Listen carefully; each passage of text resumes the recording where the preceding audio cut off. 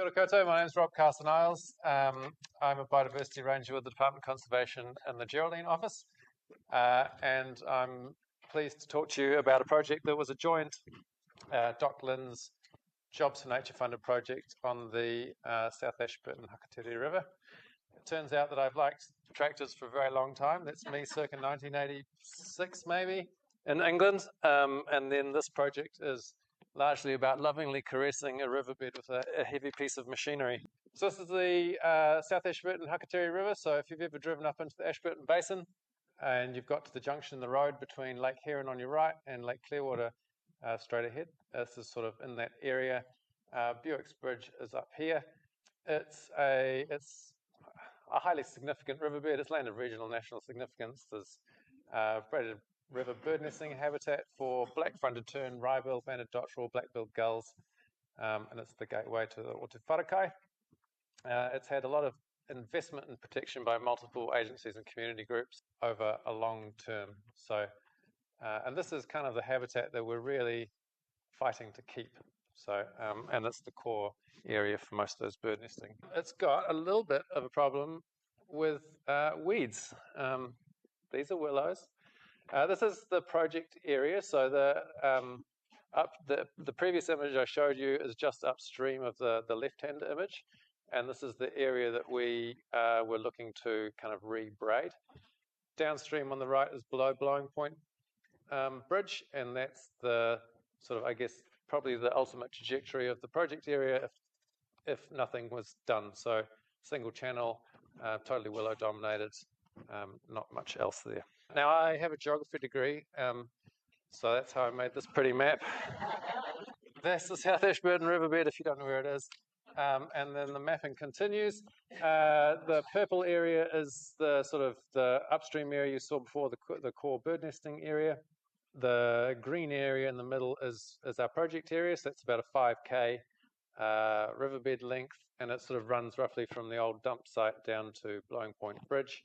And the orange at the bottom is the right-hand photo I just showed you before, the largely totally willow-dominated stretch. So I guess we've covered that pretty well, but I'll quickly trot over. So, woody weed growth rapidly transformed braided rivers into single-channel rivers. They build up gravels. There's less area for our native flora and fauna. There's less suitable bird nesting habitat. The free gravels that are exposed are generally very vulnerable to being flooded.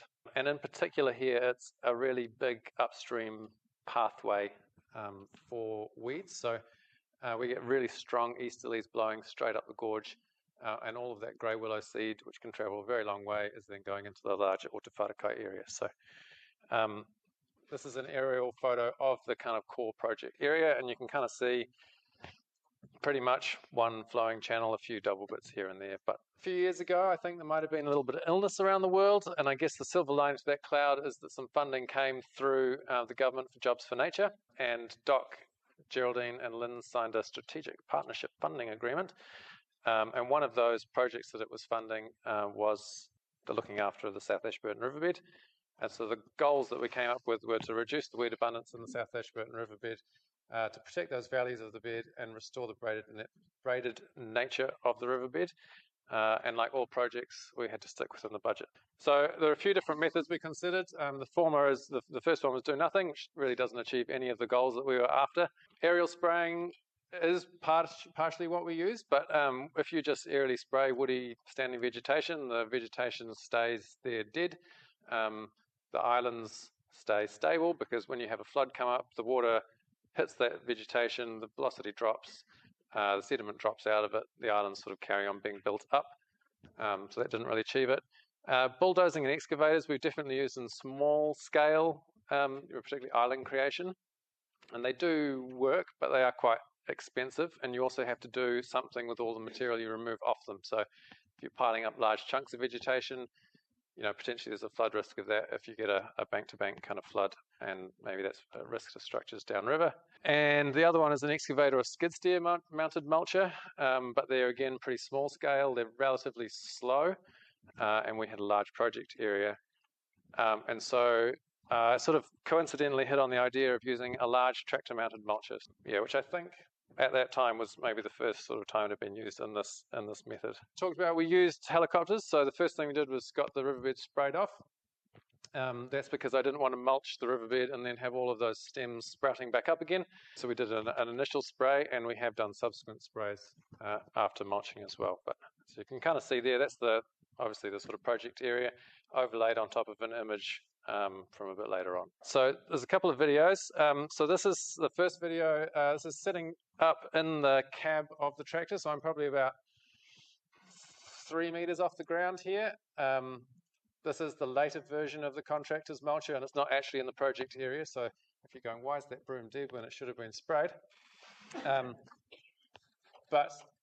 So essentially how it works, it's mounted on the back of the tractor. You've got a large tractor, and it just reverses through the vegetation.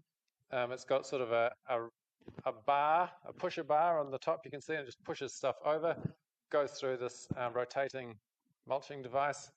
And then I'll get the other video going as well. And then you go forward. So it's a two-pass kind of operation. So one back and one forwards. And very quickly, you can kind of turn a large area of woody vegetation into wood chips. So I'm just getting my notes. So we started off, the one on the right's using a three flail-toothed mulcher. And it's the one we started off using. It was his sort of first foray into this kind of business. And it worked very well, but was a bit vulnerable to kind of losing teeth and stuff, and which came at a cost to the contractor. And he's moved now to the one on the left, which is a fixed tooth hammer mulcher, and it's much more sturdy and less sort of vulnerable to hitting rocks and stuff too. So we're using it's about 2.4 meters wide, I think, using a 270 horsepower tractor. And it's quite mesmerizing just watching it all disappear. So I started at the top of the riverbed and worked down. I think one of the key things we did was we sort of came up with a good kind of communication strategy with this contractor. So he hadn't done this work before, we hadn't done this work before. So a lot of staying in contact at the start. And what we sort of hit on in the end that worked really well was I would sort of go see him every 2 or 3 days. I'd bring the drone. We had the tablet. We pop the drone up and then kind of fly around and go, okay, we're going to work on this island, and then you're going to head down there. And once he kind of got into the swing of it, then he was able to make those decisions sort of on the ground. And you can kind of see there we're chipping away at these really large stands of grey willow, which are kind of they're sort of 4 to 5 meters in height at this point. Probably only yay big as far as stem diameter goes. And I guess sort of bigger is better for the machine. So like I said, this was the one he started off with, and it definitely worked, but it was definitely quite a lot of reversing in and going back out to kind of do that. One of my sort of points is that if you're going to get an operator, just make sure that you know the machine and the operator is capable of delivering what they say they're going to deliver.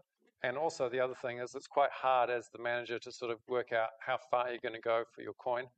And it'd be very hard for the operators to know that as well. So I definitely went for a per hour kind of rate rather than a fixed price for the job. I think it was more equitable for the operator and myself.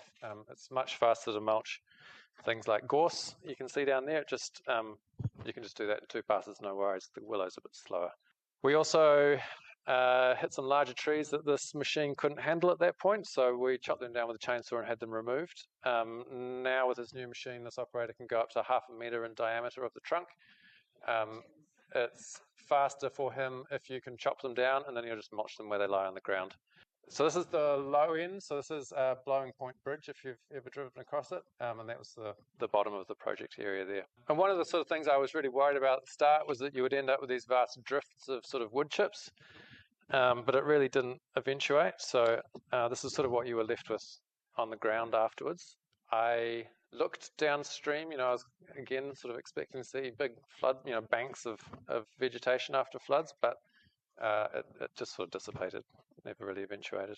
This is quite a sort of striking before and after photo. Before's on the left.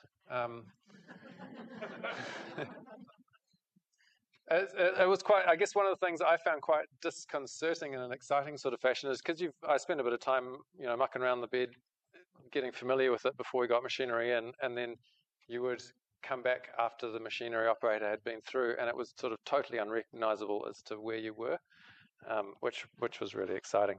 And this is really what we were trying to achieve. So by removing the woody vegetation, the hope was that we would get flood events come through, the water would be able to travel over those, stable islands at a high speed. It would work off any wood chips that were still there. It would work over and wash away the sediment, and it would work the gravels, and hopefully eventually break up the roots. And that's pretty much what we found out. So this was a large flood that we had whilst we were still mulching. I think that was maybe the May 2021 flood. But you can kind of see the difference there. So these are the trees he hadn't got around to mulching before the flood. They are still there. This sort of area in here was all, wooded at the same degree, and the same down through there, and there was bits up here too. At large floods, definitely, we saw kind of rapid changes to the bed. But also interestingly, I quite often saw, even in little freshers, you would get quite sort of substantial changes to the morphology of the riverbed as well. And this is about where we landed as far as our sort of mulched area went. So that was sort of about where we finished up. The mulching cost seemed to be, including the sort of chainsaw work, seemed to be about $1,000 a hectare. If you had just gorse, it would be heaps cheaper. If you had just willow, it would be more expensive. So, and obviously it would depend on your operator. Francis, I never got around. I just wrote my notes on and felt it pen on the page. So, cool. Okay, so some before and after photos. So I found it really hard with the drone to kind of get photo points per se. So they're slightly off, but they're in about the same place. I've drawn kind of an arrow where I think they still line up. So before, and I'll flick backwards between them as well. And so that was taken a couple of weeks ago. So slightly higher water levels than there were in the first photo, but not in a flood by any stretch of the imagination. And you can kind of see that we've gone from, one, maybe two channels to multiple channels and large areas of free gravel that aren't sort of, flood risk at small flood kind of heights. This is sort of looking downstream from a roughly the same kind of point. The tree you can see the tree there on the right, and a little island head there. And again, so it's photo taken at the same time as the other one. Much larger in sort of the width of the kind of acted riverbed. Again, lots more free gravels. You can kind of see there's broom coming away. That's an ongoing issue, and like you'll all be familiar with, one that we sort of need to deal with on probably going on sort of a maybe every 2 kind of years time frame. But we're sort of not doing the sort of general broadcast aerial spraying so much with it anymore, which is really encouraging. On the sort of grassed, what were woody vegetated islands, we're still seeing a little bit of broom seedling, but we're really not seeing much in the way of grey willow seedlings. Like the mapping from the Ashirakuhuria, they're mostly germinating on those sort of damp channel margins. So yeah, and I guess ongoing too, we're chasing this some more mature grey willow sort of on the side, so they're kind of on the hit list. This is a photo a bit further up from the first sort of set, and one of the challenges I guess we had with the project is the farm on the true left there had some concerns about the flood vulnerability of his property, and was pretty reluctant for us to do the spraying of the grey willow kind of right down on his boundary. So we didn't spray this little strip in here. This was just as we were sort of kicking off. And so in March, what did we say? What was the 2021 flood? May 2021. I think largely because this stable vegetated island was here, there's nowhere for it to spill out on the right. So it all went left. And so he lost a huge amount of, paddock, I guess. We're still chipping away at that. I think his thinking, he's definitely seen what's happened to the riverbed morphology, and I think he's pretty more and more persuadable. So I'm hopeful that we'll get those big willows sprayed off this coming year. But yeah, it's been quite interesting. Another really cool thing is I think I'm not a river engineer, but it seemed to me like there was a real build-up of gravels on the riverbed.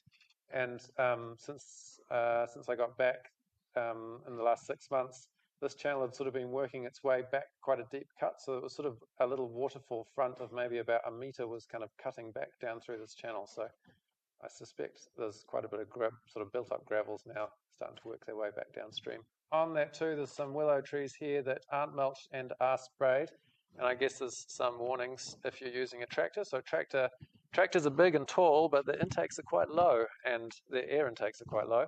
And so unfortunately, his tractor drowned crossing the river before he could get to there, and our money ran out before he could get back. So those never got mulched. I guess too, while we're touching on vulnerabilities of the methodology, we also found that the mulcher really dislikes railway irons, cables, and large rocks as well.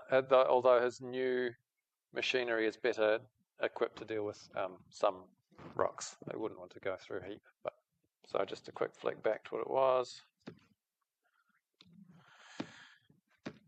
Cool, and then a bit of Google Earth imagery. So 2019 to 2024, those two photos, the yellow polygon is exactly the same. I measured it as 74 hectares. You can see some really marked differences in how the riverbed's presenting, which it's really exciting to be able to see, and then flick back through those sort of more historic images. And I'd been trying to work out, like I'd done a lot of drone flying, stitched together photos to work out what the sort of change in gravels was, and I never got around to drawing little polygons around all the different bits of the river.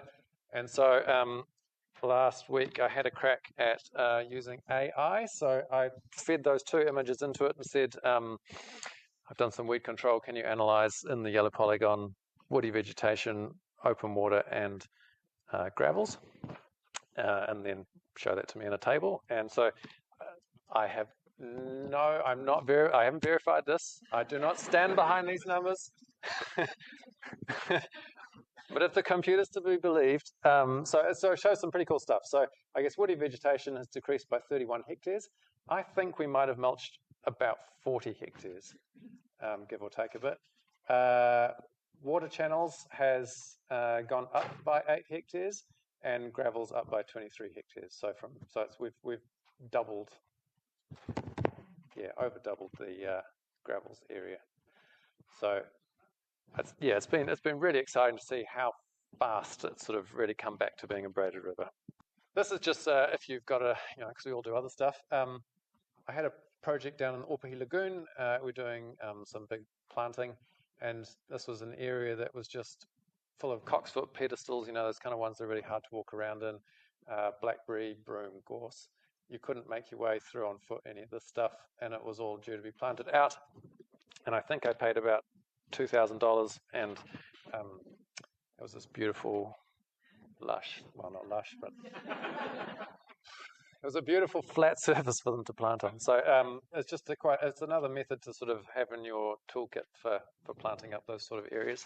But yeah, I think that might be about me. Any questions? Hey. Hey. Seed. So what happens? What did you see? Did the plants remove any seeds? Were they dispersed further down, or did you choose the time of the year when the seed was not there? So as far as the grey willow seed goes, I don't think there's much in the way of. I actually don't know. My suspicion is not much in the way of a seed bank for grey willow. In terms of broom and gorse, there's definitely seed there. I guess, downstream there's seed all through that riverbed. I did the initial spray off using just glyphosate because I didn't have time to get the authorizations through for the Ecan flood engineering, river engineering spray mix, which I did on subsequent years. So that was a glyphosate triplica mix. So that has a more residual effect on sort of seed germination. I think with the gorse and broom, it's just going to be an ongoing battle, to be honest. Yeah. What time of year did you spray, and how long did you spray? Really late and not long enough. So The agreement was signed in September 2020, I think. I started in the role start of March, and I had a full financials year worth of money to spend by the end of June. And so I steamed into it as fast as I could. But I think there was maybe a month between spraying and mulching starting, and we were really close as far as it went for leaf yellowing on the willow. But it actually worked really well. I think maybe 20 small patches of willow resprout, I noticed, but yeah, largely none. Rob, what was the overall cost of the project, and what's, I guess, the long-term plan for the next 10 years for the site? With bird surveys, stuff like vegetation surveys, plans for native plantings? I was all across the numbers, Peter, but then I went on holiday for a year, and I think we paid about $1,000 a hectare for mulching, and then it's about $400 or so a hectare for boom spraying. And we did the pre-spray, and then we did at least 2 years of follow-up spray, and then this year we sort of did some other bits, but probably back into it next year. As far as the bird survey stuff, the Ashburton Forest and Bird do a walkthrough survey every year. But we haven't, as Doc sort of specifically added in. Anecdotally, I have seen banded dotterels nesting in there in Saipo, but I haven't seen any BFTs yet. The BFTs are just generally a little bit further up the river. But yeah. And ongoing, the hope is that Lynn's keep funding it. Yep. Just the value of willow as roosting trees for pika came up earlier, but I was wondering if you want to qualify that and describe it a little bit. Yeah, sure. So in South Canterbury, we're very lucky to have a population of pika, long-tailed bats, and willows. Crack willows are one of the sort of largest species categories of roosts that we have found. I don't think they're wonderful roosts in terms of maintaining temperature and humidity throughout the kind of season or day, but it's probably a more in terms of availability rather than choice.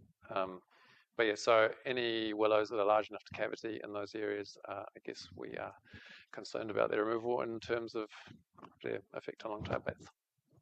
In terms of native biodiversity, photos sort of show a lot there, but what considerations did you consider in regards to that managing?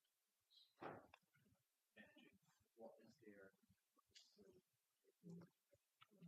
Yeah, sure. So the question was what native vegetation biodiversity values in the project area. So largely there were none. There were a few like occasional carex grasses and stuff in areas, and those got sprayed when we sprayed it, and so they died.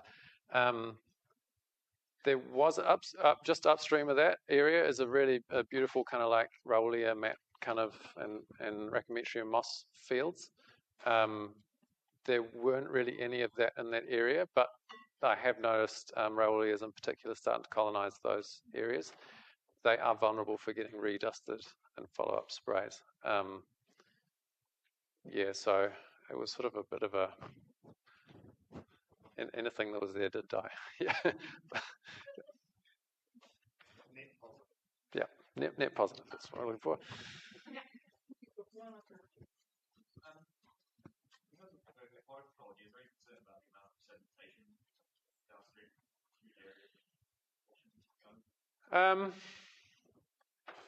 I did sort of, I guess, consider it, but not massively. I guess my main sort of thought process was that it would probably only be during high flood events that you would actually see more working, and it actually carries quite a lot of sediment at that time anyway.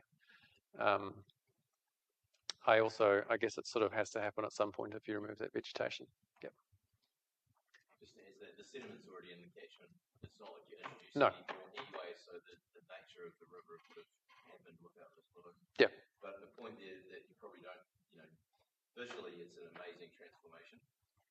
Probably don't need any more pats on the back, but it would have increased habitat for the aquatic fauna as well, even Macrophthalmia and Amicetes, the lamprey and things, if they're in that catchment.